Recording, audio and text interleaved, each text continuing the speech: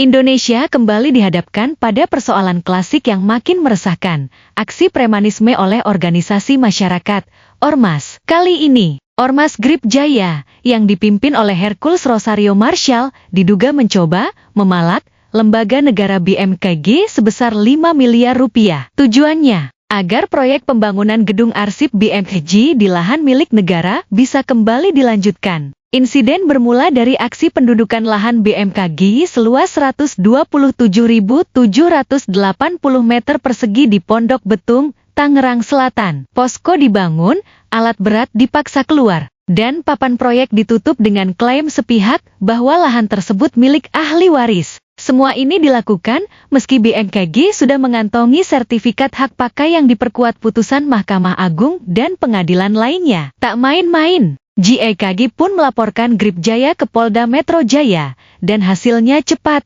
17 orang ditangkap, posko dibongkar, dan penyelidikan langsung bergulir. Langkah cepat polisi mendapat apresiasi tinggi dari Komisi IJ DPR RI, terutama dari Ahmad Sahroni, yang bahkan menyebut tindakan Grip Jaya sebagai aksi bajingan yang harus dibinasakan. Pernyataan keras ini menjadi sorotan. Sebab sebelumnya Komisi 3 sempat dikritik karena tak serius menanggapi laporan dari kelompok advokat anti premanisme, Tumpas. Lebih mencengangkan ketika Tumpas hadir dalam rapat dengar pendapat RDP di DPR beberapa waktu lalu, tidak satupun pimpinan Komisi IG hadir. Padahal isu yang mereka angkat sama, premanisme Grip Jaya yang kian brutal. Isu ini tak berhenti di ranah hukum, tapi juga menyeret dinamika politik. Grip Jaya sejak awal dikenal dekat dengan Partai Gerindra. Bahkan Prabowo Subianto disebut sebagai Ketua Dewan Pembina, meski sempat dibantah. Hubungan ini membuat banyak pihak bertanya, mengapa aparat dan DPR baru bertindak tegas sekarang? Padahal, ulah ormas ini sudah meresahkan jauh sebelumnya. Tak hanya mengganggu proyek BMKG, Grip Jaya juga disebut mengganggu proyek besar seperti pembangunan pabrik mobil BYD, Build Your Dreams, di Subang, Jawa Barat. Dunia usaha mulai mengeluh, iklim investasi pun terancam.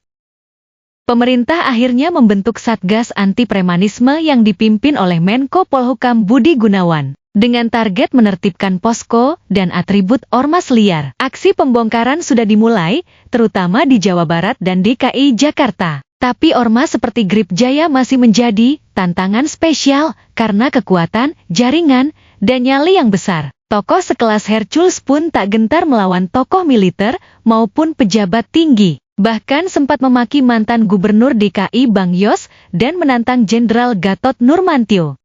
Kasus ini bisa menjadi ujian kredibilitas pemerintahan Presiden Prabowo. Bagaimana tidak, Grip Jaya mengklaim masih dekat dengan Gerindra. Dan kini mereka memalak proyek negara. Jika dibiarkan, ini tak hanya mencoreng citra partai, tapi juga merusak kepercayaan investor, menimbulkan keresahan, dan menggerogoti legitimasi kekuasaan. Padahal, di tengah upaya Prabowo melakukan efisiensi anggaran dan konsolidasi nasional, muncul persoalan internal dari pihak yang mengaku sebagai bagian dari keluarga besar. Jika pemerintah tak mampu menertibkan mereka, siapa lagi yang akan berani melawan?